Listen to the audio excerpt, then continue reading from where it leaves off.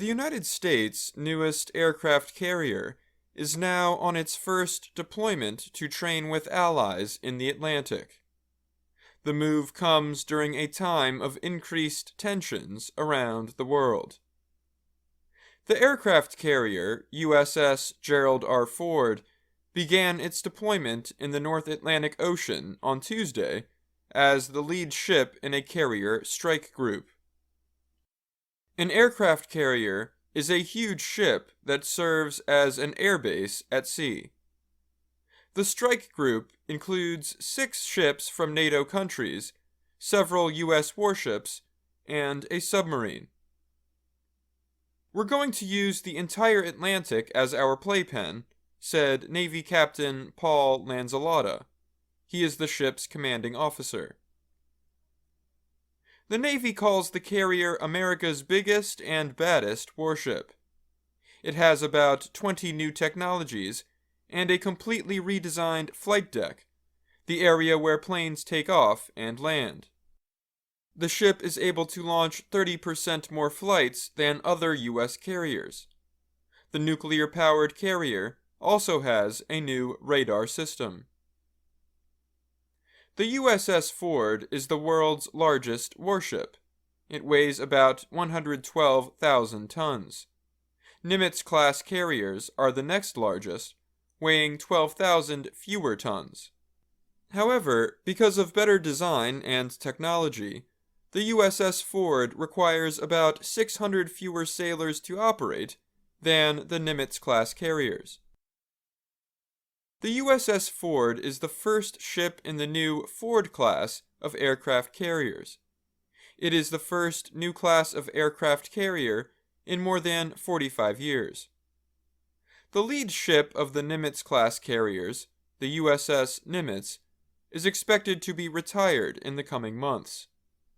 The launch of the USS Ford was delayed for years and went billions of dollars over budget.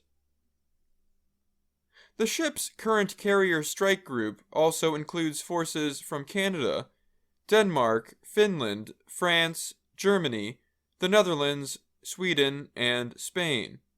It is the largest partnership in the Atlantic Ocean since World War II, the U.S. Navy said.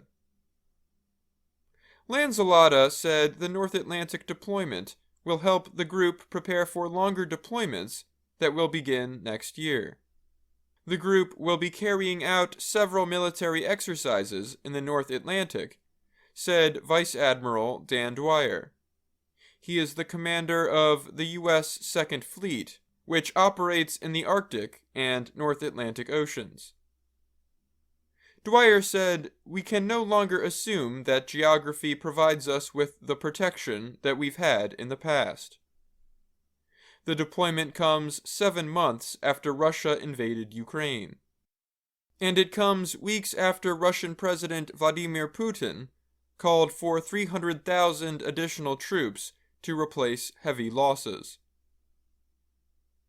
While the war in Ukraine has hurt Russia's ground forces, its navy remains unweakened by the fight, said Bruce Jones. He is a professor at Stanford University and the director of the Brookings Institution's Project on International Order and Strategy. "We saw a substantial increase in Russian naval activity in the lead-up to the Ukraine crisis in the Arctic, so the North Atlantic is a very important place where we're going to end up having to deter Russia," he told VOA. Jones said the possible damage to the Nord Stream oil pipelines in the Baltic Sea is an example of the kind of operation that Russia's naval forces might conduct. "Arguably, we're in a more dangerous period, because Russia may well be looking to escalate beyond Ukraine as the situation in Ukraine gets worse," he said. I'm Dan Novak.